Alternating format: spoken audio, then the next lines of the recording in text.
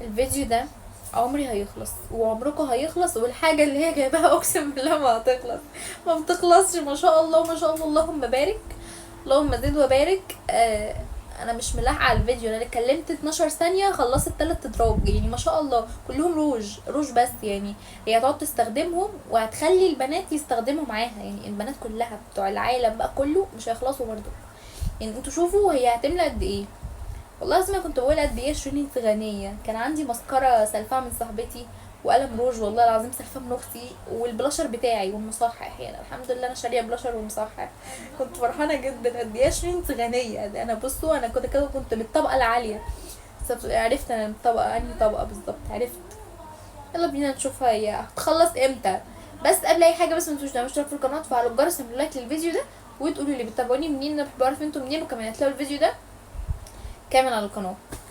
يعني بصوا ما شاء الله هي ملت الادراك كلها. يعني والله العظيم ربنا يزيدك بجد. بس هتخلصيهم ازاي؟ السؤال اللي هيجنني بجد، تخلصيهم في ايه؟ تخلصهم امتى؟ انتوا شايفين ده الدرج ده كله ده بلاشر بس، بلاشر بس. يعني مش هتحط معاه حاجه، لا هو ده بلاشر بس. فاللي هو هي لو ميك اب ارتست والله بتاخد شنطه بس، بالكوا دي ماليه، يمكن يعتبر ماليه اوضه ما شاء الله للميك اب بس، وفي الاخر ما بيستخدموش كل ده. والله العظيم بجد ما بيستخدموه.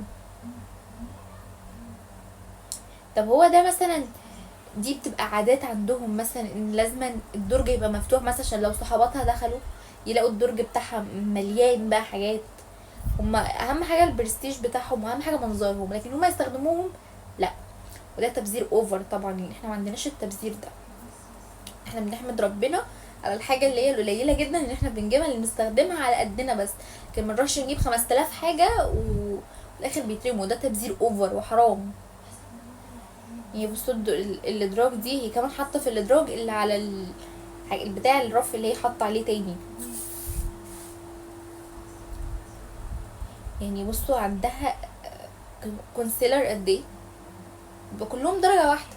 تخلصيهم مش هتخلصوا، اراهنكوا ان هي مش هتخلصهم. يا بنتي احنا عمرنا خلص يا بنتي، انا قربت خلاص وانتي لسه. بصراحه الاوضه حلوه، بصراحه مش هننكر الحاجه حلوه طبعا، براند. بس والله بجد بحس ان هو حرام قوي. طب ده ايه ده بقى؟ ده بلاشر. بصوا بتجيب بقى من كل ماركة كذا واحدة، يعني مثلا مش واحدة لا. يعني بصوا الماركة اللي فاتت دي حطت كام واحدة، انتوا اكيد شايفين.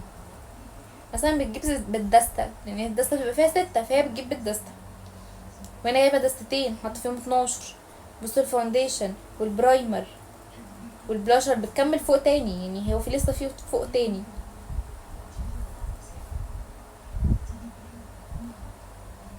انا تعبتلك يا اختي والله تعبتلك. طب هما بيزهقوش؟ ده انا لما بطبق الدولاب بتاعي بحس ان انا خلاص، يعني عارفين انتوا لما بفرفر كده ما بقدرش اكمل، ما بقدرش اقوم بقى اليوم كده خلاص بفضل نايمه في السرير. يعني ما شاء الله والله ربنا يزيدك.